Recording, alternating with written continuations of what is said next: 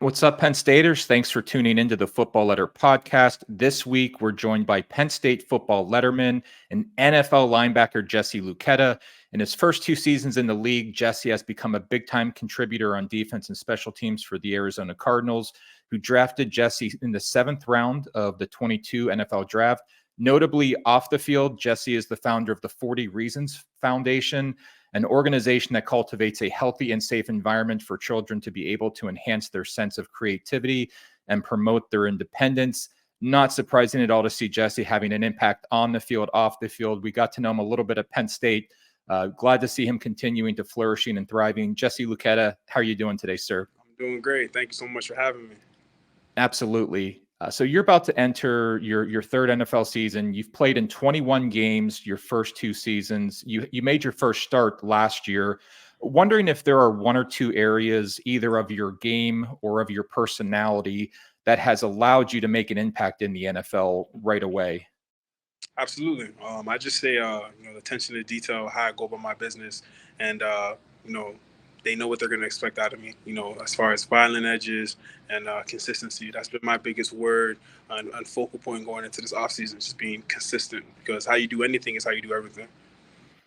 And specifically at Penn State, going from Penn State to the NFL or even just past college, how did playing at Penn State and being a student athlete at Penn State, you think, prepare you for life in the NFL?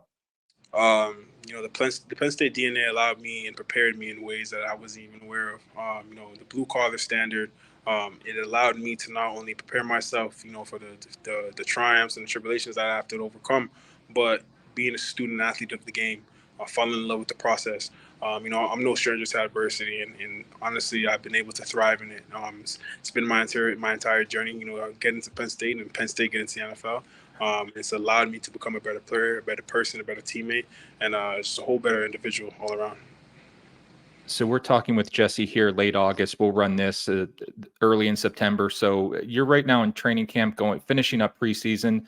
Wondering if you can take us inside an NFL training camp. What are you focusing on, kind of right now as you're gearing up for the start of the season? Primarily, staying healthy. The best ability is availability. So just making sure I'm able to be out there on the field and, do my 111 for the team. The second thing I say is just trying to be as consistent as possible in my execution. And just going out there, playing fast, playing physical, and being the best version of myself. Because ultimately, going on to year three, you got to continue to make those jumps, those strides, to show the organization, that, not only that do I belong, but, I want to be right here sitting in these chairs to help us towards winning the Super Bowl. Do you see an area in your game, Jesse, where you think you're at one point now and maybe it's a place that you can improve and show a tangible example of this is where I came into the beginning of the season and now this is where I've improved?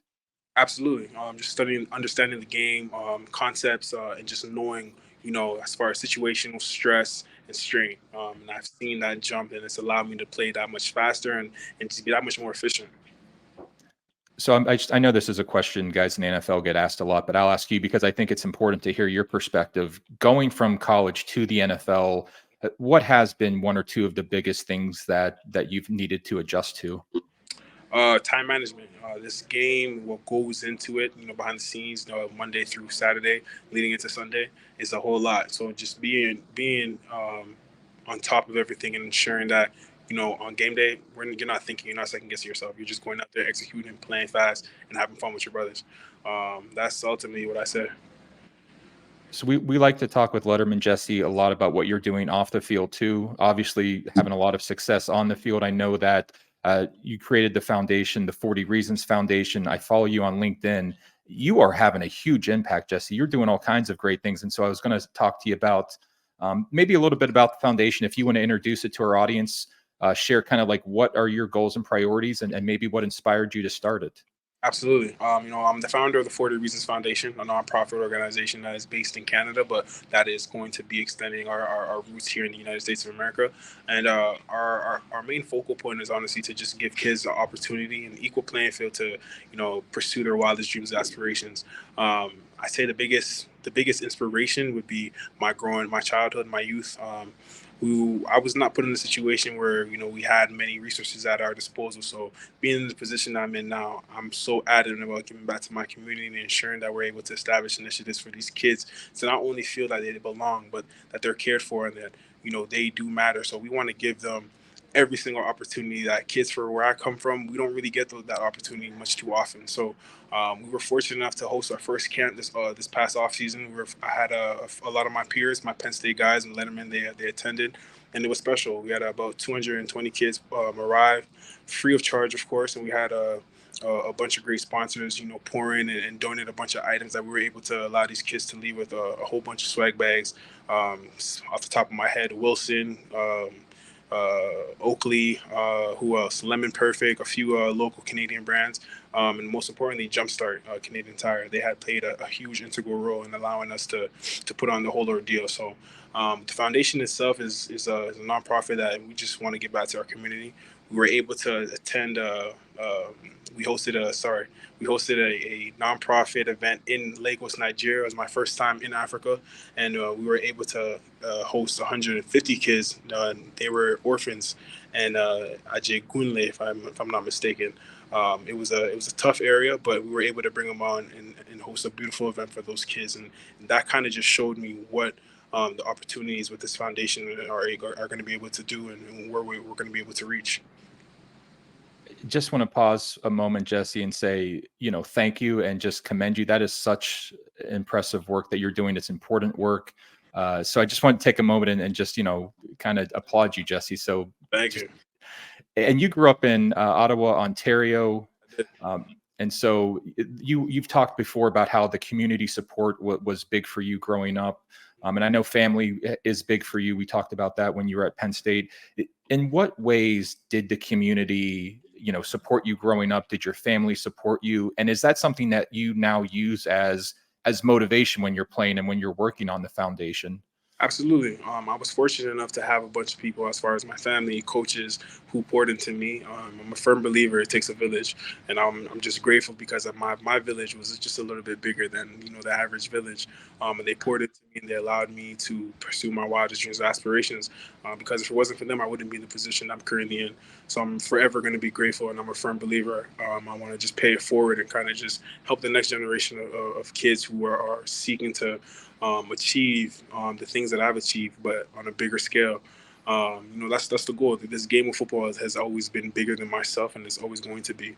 But what you do for the next generation and how you give back is what's most important.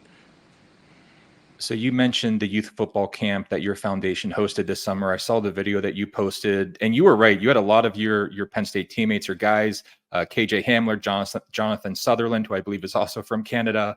Dotson was there, Shaka Tony. Being a Penn State letterman, we talk with lettermen of all generations, and they say, the guys that they were teammates with, in some cases, they're friends with them for life. They're in their wedding parties. What is it about that program that creates such strong bonds for you guys? Honestly, I don't know what it is, but once you put on the basic blues, you don't forget that. All the triumphs that we went through together. It brought us closer for it. And it's crazy because a lot of those guys who were able to make the trip to Canada for my camp, we all live together. So, those are my brothers. That's just how it is. Blood couldn't make us any closer. So I'm forever grateful for them. Extremely happy for Jahan, just seeing that he just got traded to Philadelphia today. So that's huge for him. Yeah, I did. I saw the football team posted one of the memes about the Giants and Penn State coming together, or the Eagles and Penn State coming together, excuse me. And I said, well, what's going on here? So yeah, Saquon and Dotson are teammates. And of course, Mike is in that division. It feels like the NFC East is like the Penn State version of the NFL sometimes. Crazy. Hey, just a couple more questions with you, Jesse. We want to be respectful of your time. How often do you think about your playing days at Penn State and what that means to you? All the time, honestly. There's no better feeling, being in front of 110,000 fans, on their feet, whole game, rocking through Beaver Stadium. There's no feeling like the whiteout. I find myself more often than not describing what a whiteout is to my peers here and kind of just telling them, listen, wherever you guys went to school, it don't got nothing on Penn State. So, I'm looking forward to at some point in time bringing a few of my teammates back to a whiteout game if we're able to make it. So I believe, Blake Gillikin, Dan Chisena, you guys are all teammates in Arizona, correct? Yes, sir. I was going to say, so you guys were both, I think, on the 18 and 19 Penn State teams. Yep. They were there. I enrolled early 2018, and they were both there. So I know, so you're right. I know the NFL is, it's more of a business, but I mean, do the three of you guys, do you hang out? Do you spend time together? Or is there, I was going to say, what's the impact of having Penn Staters on an NFL roster with you? It's a great feeling, just having those guys in your corner that you remember when you first came into, the collegiate lifestyle, that they're here with me. So it's refreshing in a sense, but we try to get together whenever we can, but it's different now. We have our own lives outside of the facility, but when it's work, we always find ourselves catching up, spending some time together. Well, let me ask you, when you do have some free time, if you have free time, what are some things that you like to do in your downtime? Honestly, make music. I'm a musician on the side. Football is what I do, but that's kind of my escape. I'm a musician, and I'm always either in the studio writing or just working on something. I mean, are there links that we can share with the Penn State audience? An album, the single? Absolutely. I'm on Spotify, Apple Music, Pandora, Amazon. My artist name is just simply Lou with an apostrophe, and you'll be able to find a few of my singles already out. They're all available. All right, Jesse, just a question or two to wrap up here then. And again, thanks for your time. How closely, I'm wondering, Penn State coming into the season, what are one or two things that you've got an eye on for that team, that roster, that schedule, if you're able to keep an eye on them at all? Week 1 game in West Virginia. So I'm just looking right now, trying to see if I'll be able to make it. But I definitely want to try and make it to a game. But most importantly, I'm excited for the young pups to step up and take the next step and embrace the roles that they're about to be placed in. Deny. I'm excited for Abdul, and most importantly, I'm excited for Kobe King. I think he's going to be able to make a huge jump and lead that defense. Yeah, Deny, Dennis Sutton, Kobe King, Tom Allen, new defensive coordinator with Manny Diaz going to Duke. So just to kind of wrap up then with a question here about the Cardinals, Jesse, what has you most excited or most confident about this team and this defense going into the season? Our chemistry, camaraderie, and Kyler Murray. We've been playing some great football. We're going to shock a lot of people, and I just can't wait for week 1. So week 1, Sunday, September 8th, I want to make sure I get this right, at Buffalo, 1:00 Eastern time kick. Jesse Luketa, we are wishing you all the best. We are cheering you on and would love to catch up with you sometime in the future, and wishing you all the best, Jesse. Thanks. Thank you very much. Thank you guys for having me.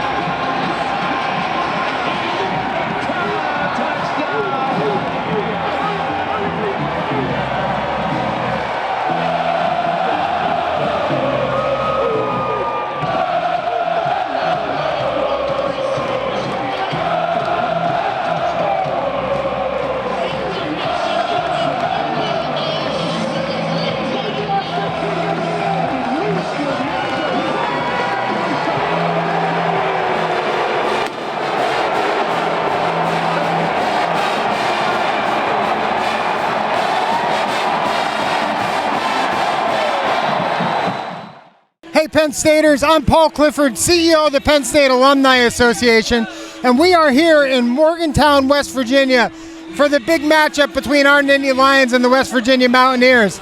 I am here with John and Kim. They are the Alumni Association's fans of the game.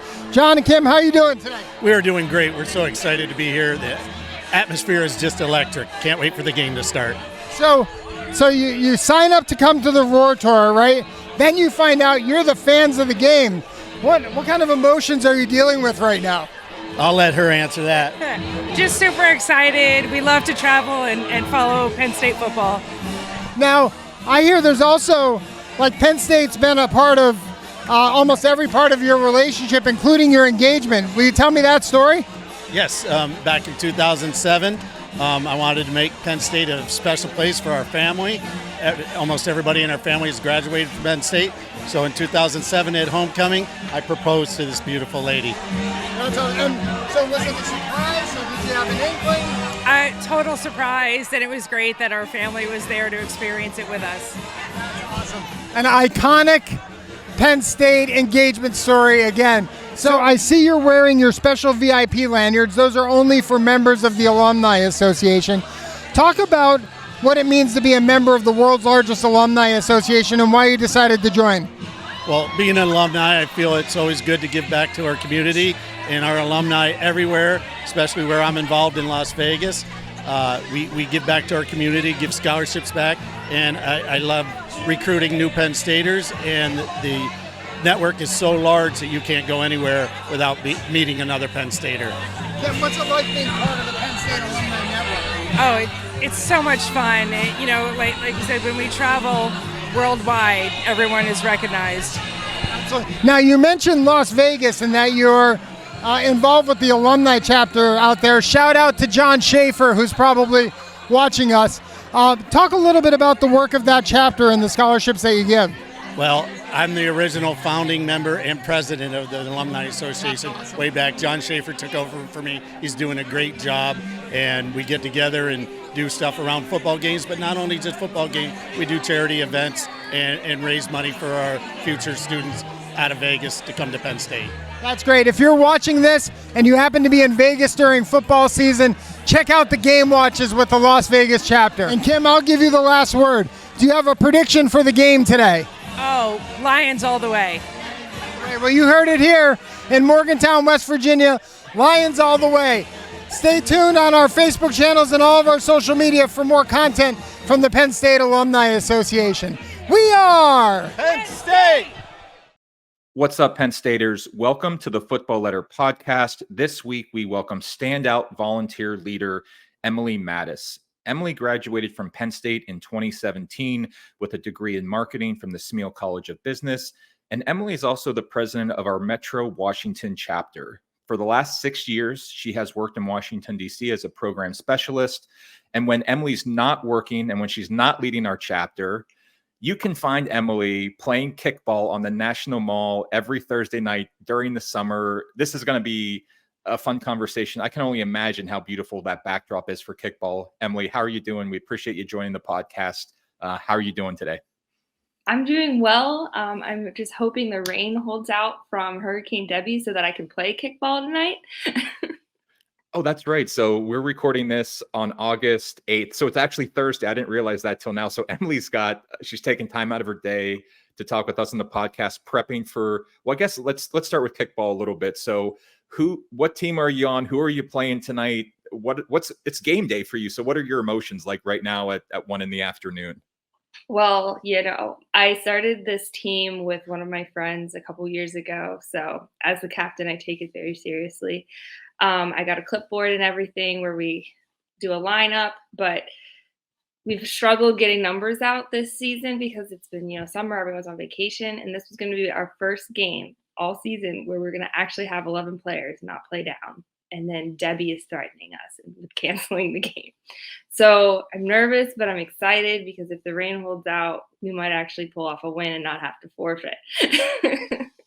All right. Well, we'll get to that a little bit more here in the podcast. So we'll sort of kind of officially reset here a little bit. So Emily, again, thanks for joining the podcast. You talked about, we often talk with Penn Staters about what led them to Penn State. You talked about when you visited the University Park campus, you were in Thomas Building, and it felt like it immediately felt like home for you. You actually wanted to sit down and just start taking notes and learning. What about that moment? I was wondering, for our audience, can you take us back to that moment? I'm guessing you were a junior or senior in high school. What do you recall about that moment and about, what made Penn State feel like home for you? Yeah, so I was a senior in high school, and I went on the accepted students tour. and I had actually been planning on going to Pitt. And then I toured Pitt's campus and hated it. It was so disconjoined, and there wasn't any students when I toured. I don't know where they were, and the dorms were terrible. So when I toured Penn State, and I could say my campus started here and it ended there, and there was these excited kids everywhere that looked and seemed like me. And then when I walked into that classroom, I just wanted to join. I didn't want to go back to high school with my small class of 125 kids. I wanted to be a part of the big Penn State community, and I would have stayed in that room if I didn't have to continue the tour on with my parents. So from a personality standpoint, I'm just wondering, was there something about, what made you want to attend kind of a big school? Or was it, you wanted to attend a big school and then you came to Penn State? Or was it, you kind of felt that Penn State was a place for you and it just happened to be a big school? It just happened to be a big school. I loved the spirit. Everyone was energetic. And something my dad mentioned whenever we were touring is that everybody at Penn State walked with purpose. And I really admired that. And I wanted to be like that. I like that everyone has a plan. Everybody is excited. Everybody is welcoming to others and wants everybody else to join in and have fun just as much as they are. So that I think that's a perfect segue, and that's very well said, Emily. Yeah, walking with a purpose, and it sounds like, well, not sounds like. I mean, that obviously has carried and stayed with you through your experience as a student, as a volunteer leader. You've lived and worked in the Washington, D.C. area for the last 6 years. When you moved there, you said that you didn't know a soul. Can you talk us through, and we've heard this from volunteer leaders, they'll move to Chicago, they'll move to Austin, they don't know anyone, they join the chapter and things start to change. How did that transformation happen for you, where you moved to a new area after school, didn't know anybody, now you're leading one of the largest chapters of the largest alumni association in the world? How did you initially get connected to the chapter in Washington? Yeah, so I moved down here and was living with my third cousin. I'm Italian, so I have a huge family. And they recommended that I look for my Alumni Association because they had heard that there was a bunch of alumni associations that played sports together. And that was true pre-COVID. It's not so much true post-COVID now. So I looked up the Penn State Alumni Facebook page, I believe. And then I saw that they were having a happy hour where you could meet the board. So I went after work one evening, and there was maybe 3 other girls there also who were just out of college looking for friends and a way to get involved. So I talked to them for a while, but then the current president and their current social chair started talking to me, and they recruited me for the softball team. And I was like, well, I've never played softball. I grew up playing kickball, so I don't have hand-eye. I have foot-eye coordination. But they were like, no, it doesn't matter. It's a everyone's welcome league. We hang out. We go to a bar afterwards and get dinner together. You'll have a great time. And through playing softball, I made more friendships with people in the Alumni Association. I felt like they adopted me, and I was like everyone's little sister for a while. And that's how I started to make friends, and that's how I got more confident in the area. And then the president recruited me to join their social committee. And then whenever the social chair stepped down, he asked me if I would take over as social chair. And I loved it because I wanted to create an environment where everyone felt welcome and that they could find their family after college like I did. And then whenever the opportunity came up last year to run for president, I was like, I want to do it. I have an idea of how I would like to move this chapter, in the future, and create, like I said, an environment for the next generation of Penn Staters coming out of college. What was the impact that had on you, finding your family after college, finding some friends, building a network? What was the impact that had on you personally, professionally? How big of a help was that for you to find that group of Penn Staters? I would say it meant so much to me, and probably why I've stayed so long. I'm from Pittsburgh. My mom asks me every month to move back, but I love being here. Because I have a community and I have people who I can lean on if something goes awry. It's not that I don't have my blood family here. I have my Penn State family here who take care of me, and I do my best to take care of them as well. It's just comforting to know that anywhere you go, you can find a Penn Stater who's going to help you out.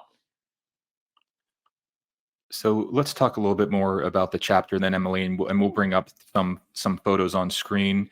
How does the chapter unite Penn Staters on game day? How do you kind of make that a welcoming environment? I get the sense that that's a theme for you personally and for the chapter, welcoming in Penn Staters. So game day, when you're at a watch party, maybe just kind of walk us through what that is like and what folks can expect at one of your watch parties.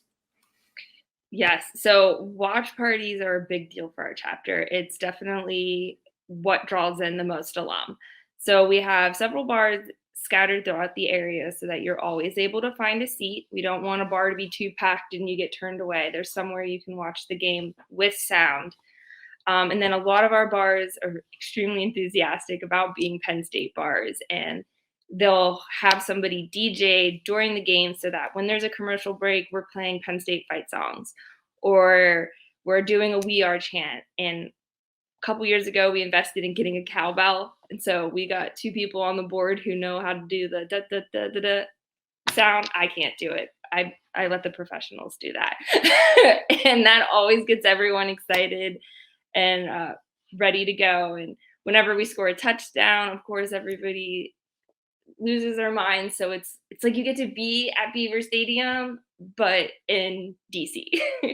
Everyone around you is having fun, cheersing, reminiscing. How do you use that as an opportunity to, because you talked about there's always a new influx, a new flow of alumni to that area. How much do you use that as an opportunity to welcome folks in who might be learning about the chapter for the first time? And how do you leverage those opportunities that benefit the chapter, not just on game day, but year round then? Yeah, well, DC is a very transient area. So people are always coming and going, like you said.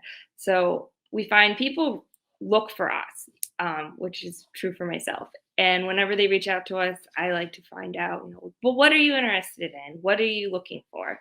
And sometimes people want to get involved, and other times they just want to know what bar to go to watch the game. And so I try to give them whatever information they need, and then make it clear that we're here for you always, whatever you need. Like currently right now we're interviewing a bunch of students for the scholarship fund, and we always end the interviews saying, we know you're not an alum yet, but if you ever need anything, we're here for you. Even if you don't end up moving back to the DC area, we want to help you. We love talking about our time. We love giving advice. And there's no one who wants to help you more than a fellow Penn Stater. So, Emily, there's obviously a lot of camaraderie on game day at your watch parties. What are a few other things that you do that you can share with our audience? I believe you fundraise for a scholarship, and there are We Are cheers, and you talked about the cowbell, which we're going to have to get video of that at some point. Just how much do you look forward to game day and then kind of use that as an opportunity to benefit the chapters, not just on game day, but year round? Yeah, we set up raffle prizes for every watch party that we do so that we can raise money for our local DMV students. And we have it so that, you can buy an arm's length of tickets. And I got to say, people love that. They love trying to find who has the longest arm in this bar so that I can get the most raffle tickets. And it's all fun and games, but at the end of the day, it's helping scholarship. And then at halftime, we'll pull the raffle and we'll do We Are chants to get everyone's attention and celebrate any touchdown. But, we're here to help our alum, but we love having our alum help the next generation, the students. So that's why we care so much about making sure we do a raffle at halftime so that we can raise money for students who need help and so that they can have the same amazing Penn State experience as we did. Yeah, I mean, that's a great point, Emily. And for our audience listening, you can get involved with your local chapter. And then once you get involved, there are so many different things that the chapter does. They'll have a football watch party. There are community service events. And so like you were saying, Emily, kind of just welcoming in Penn Staters, and everybody has there are special shared experiences. Then also folks have, maybe there's something extra special for them that's related to Penn State. So this is the Football Letter podcast. And before the Big Ten expanded to 18 teams and now has the West Coast as part of the conference, we would come to Maryland every other year. We were there last year for the game. I've heard it called State College Park. You call it Happy Valley South. We'll throw up some pictures here on the screen. When the Alumni Association, when Penn State really comes down to Maryland, every other year, how big of an opportunity is that for you, for the chapter, to host an event Friday night? And what do you recall about the last time that we were there? Oh my gosh, it's so fun. So like you just said, Friday night, we do a pep rally. We had the privilege of having some members of the Blue Band come and a couple cheerleaders, and they performed for all of our alum. We had speeches from Paul Clifford, and then there was food trucks. It was so fun. There were so many out-of-towners, but then also local alum, and people got to reconnect or make a new friend. And then, day of, we also take over the parking lots at College Park. It is truly Happy Valley South. That's what I like to call it. And then even the stadium, whenever Maryland starts losing inevitably, they start to leave the stadium, and then it becomes our stadium. And it's a fun time to pretend that you're in college again, but you get to go home and sleep in your own bed. Yes, and not on a futon. You are listening to or watching the Football Letter podcast. We are speaking with Emily Matyas, Penn State grad from the Smeal College of Business. She is the president of our Metro Washington chapter. Emily is a self-described Yinzer. She grew up in New Kensington, north of Pittsburgh. She does enjoy fries on her salad, repping the black and gold, and just, and you refuse to call pop soda. And so this is for folks in Pennsylvania, this is like a really big deal. So for you, it's pop then, correct? Yeah, I have a few friends from Pittsburgh that have given in and started to call it soda, but I just think that's so wrong. How could you go back on your roots like that? It is pop. Okay. So we might bring that up again when we have some more fun at the end of the interview. So Emily, you're looking at pictures from the pep rally that you talked about, and you spoke at that event. You addressed the crowd of Penn Staters. There were quite a few people there, 150 plus. The band was there. When you're a Penn Stater. So when Penn State comes to your town, when you've got a crowd like that, when you see the Penn State pride, like you said before, everybody walked with a purpose. What did that moment mean for you, that night mean for you, knowing that, this is my alumni network, this is my family? What was the personal connection for you beyond being the chapter president?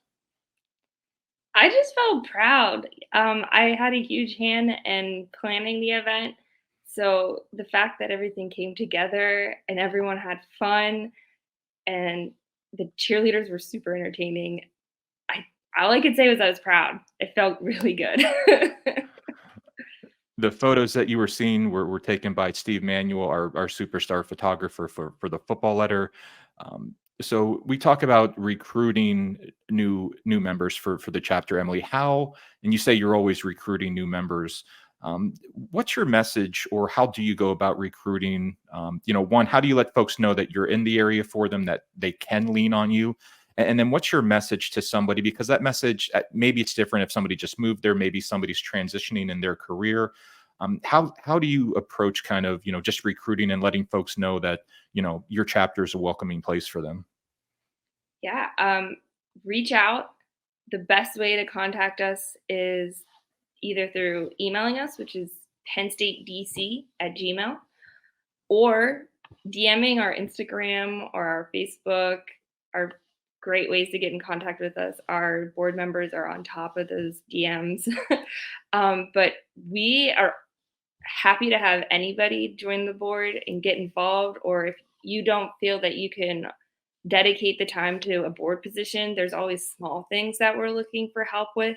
For example, we have our student send-off picnic coming up this weekend, and we need somebody who knows how to operate a charcoal grill because us millennials, for some reason, never learned that skill. We only know how to use gas. So there's like small ways you can always get involved and help, and we want you.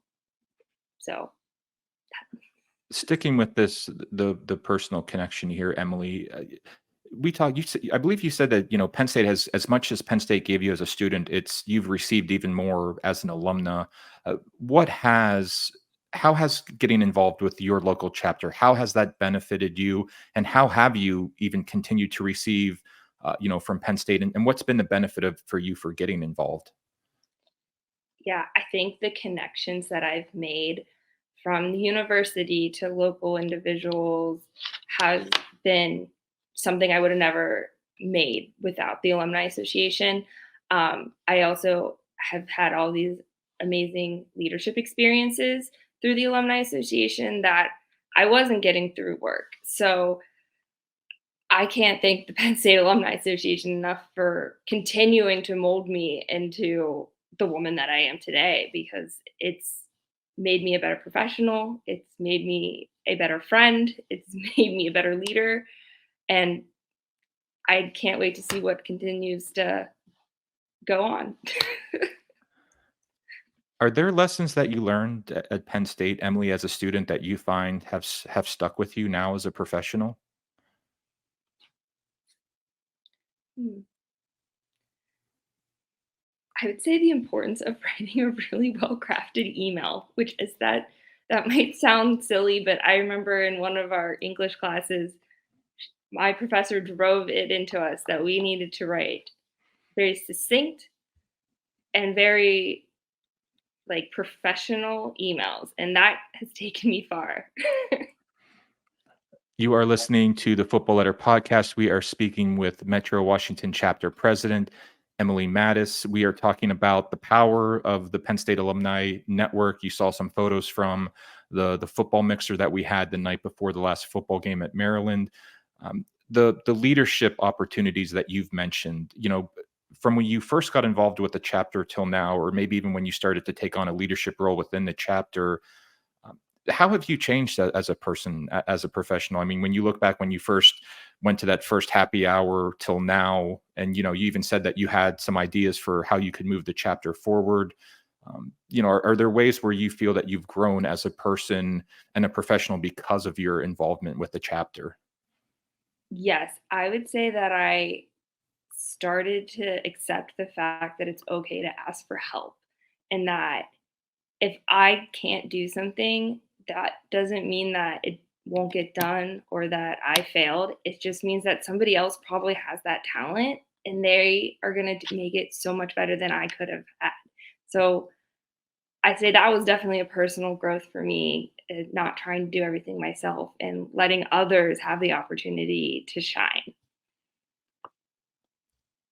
So I'm gonna ask you to brag on the chapter a little bit, Emily. So I believe the number of scholarship applicants that you received almost tripled in the last year.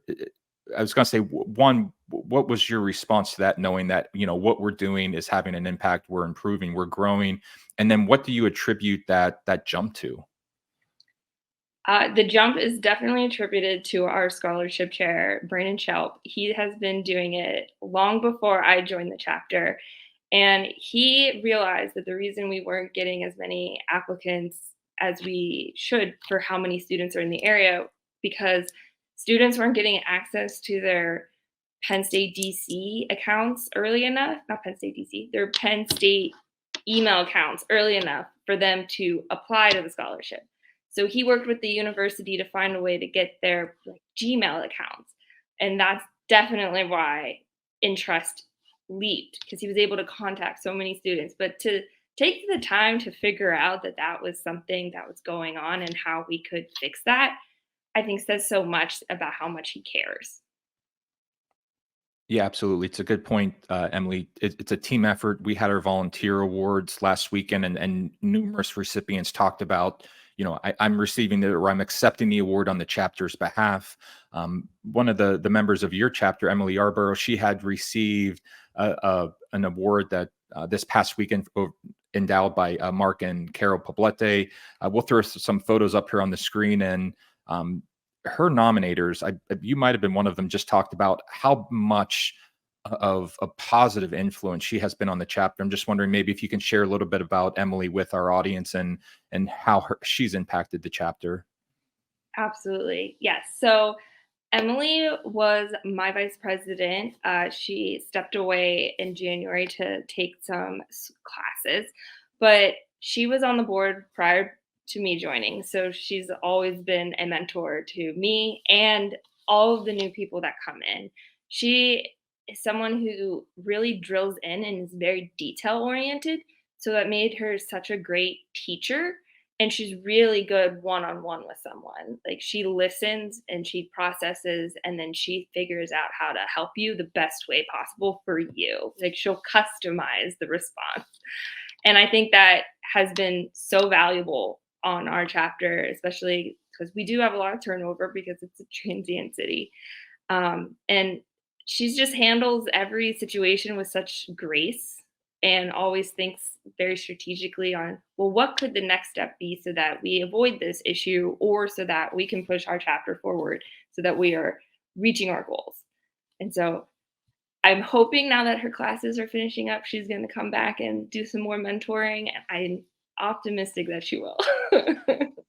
Yeah, I just want to make, and we know Mark and Carol Poblete. The award is the Mark and Carol Poblete Award for Alumni Leadership Development. It recognizes a volunteer, just as you described, Emily, somebody who provides guidance, somebody who motivates, encourages, who kind of, is looking forward and taking a look at the big picture. And so we'll share Emily's acceptance speech when we share this episode. We also have already shared it with our audience as part of the volunteer awards. And so, yeah, just wanted to give you an opportunity to talk about, Emily, the work that you're doing in the Washington area.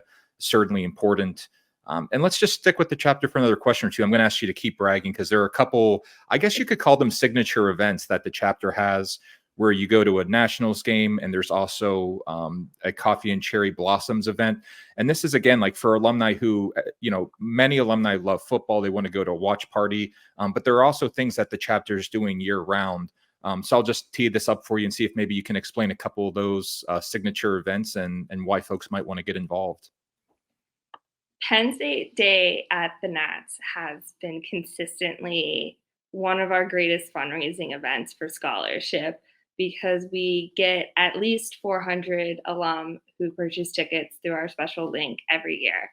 And so just in the years that I've been involved, the Nats have supported us by allowing us to go on the field before the game.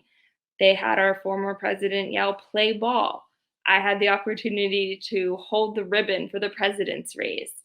Last year, they were able to give us really awesome Nats jerseys, and then we had the Penn State logo on the side. And it's just such a cool collaboration that we have, and everyone has a great day, and the Nittany Lion usually makes an appearance. And then the coffee, and I was going to say, so you were on the field, the holding the ribbon for the president's race. Wait, is that the mascot thing where they have like the gigantic heads? Yes, they're scary up close. I didn't like it. It's like sometimes the little 3-year-old will see the Nittany Lion, and like 9 out of 10 kids will love the Nittany Lion, and there will be one, it's like, they go up to see Santa Claus. And then the coffee and cherry blossoms event, I was wondering if maybe you just wanted to share a little bit of info about that. Yeah, so that was a new idea by our social chair, Bailey Rumford. And I thought it was the most DC event we could have had. So they met up at Baked and Wired, which is one of the really popular cupcake shops in Georgetown. Georgetown's known for their cupcakes. And they grabbed coffee, and then they took a little over 2-mile walk over to the Jefferson Memorial, where all the famous cherry blossoms are. And we had about 20 alums show up, but that was the perfect size for an event like that. It was a way for people to network and enjoy something so iconic about DC. All right, Emily. So I'm going to try something here. I feel like this needs a follow-up question. So this is the president's race that we're talking about. You held the ribbon for this then? Yep. How are they scary up front? Is it like Purdue Pete and the Boilermaker, where I can understand that a little bit. They're super tall. and their faces are like not cute, and they're just scary. I don't recommend hanging out with them. And Okay, they knew I was scared of them, so they were like taunting me a little. all right. Well, I don't want to. Well, if we'll move on then. But it was. I still think that's funny. I mean, the Nittany Lion is on the field, but I think it's we're laughing and making some jokes here. But I think the point you're making is a good one. Is that the chapter? I mean, I think in some ways, or many ways, is part of the community. Where if you're going to the Major League Baseball home team and they've got you on the field and yelling play ball so no, that's really great. I appreciate you being a good sport and letting us talk about those things. We're talking with Emily Matyas. You are tuned into the Football Letter podcast. On the podcast, we talk with lettermen, with volunteer leaders who unite Penn Staters during football season and year round. So we'll get to some short form questions, Emily, and then we'll get to maybe one or two long ones before we wrap up here. What was your favorite class that you took at Penn State? It was actually an art history class, which is surprising. I took it my senior year, and it was the age of Rembrandt. And I knew nothing about Rembrandt. I didn't know he was a famous artist until I had to take a class in art. And the critical thinking and the way that just knowing something's story can bring so much more significance to it was very eye-opening to me. And I think that could be said for people too, just looking at someone, you don't know anything about them, but then you know their story, and it makes everything that they do amazing and interesting and impressive. Favorite campus spot to hit up when you're back at University Park? One or two of the places you like to go to? This might be surprising, but I like to go back to the South food halls because I know I can get chocolate milk there without having to wait in a long line up at the creamery. Yeah. See, that's the beauty of being a Penn State grad. You kind of know all the secrets. Favorite creamery ice cream flavor? Oh, Death by Chocolate. What am I missing with Death by Chocolate? Because I feel like that's like on everyone's Mount Rushmore of Berkey creamery ice cream flavors. And I like chocolate, but maybe I just don't get it. Well, I don't like cookie dough ice cream, which is very surprising. So I've always leaned more towards like fudgy chocolate things. I was going to say, yeah, chocolate chip cookie dough. That's always like one or two for me. Yeah. All right. Friday night or Saturday night, you're back in town, you and the chapter, you and a few friends.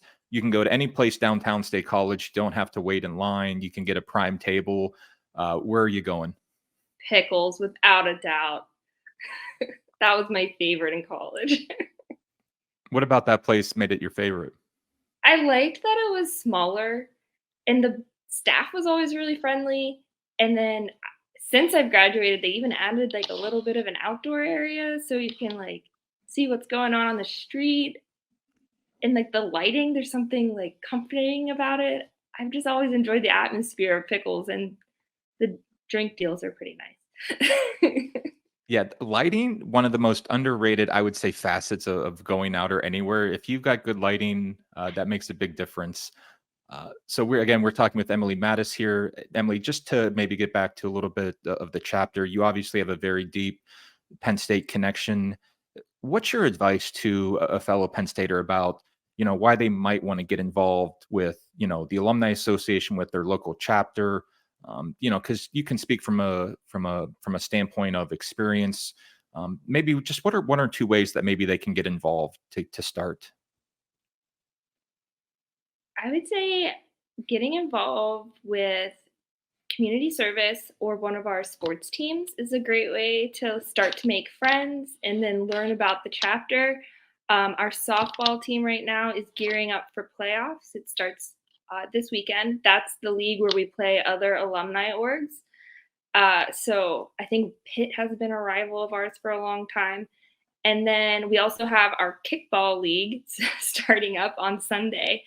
And that's how we've recruited a lot of our people. And that's also how I got involved, because you make friends and then you realize, hey, I want to get involved in a more formal capacity. What can I do? And then to maybe kind of revisit or just touch on one or two of the topics that we've discussed, this idea of wanting to stay connected to Penn State. You obviously had a great experience as a student. You wanted that to continue. I mean, will sound like an obvious question, but I think it's important to hear your perspective.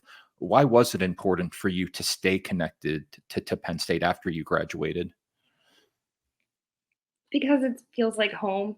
I wanted the comfort of home whenever I was somewhere unfamiliar. That's the simple answer.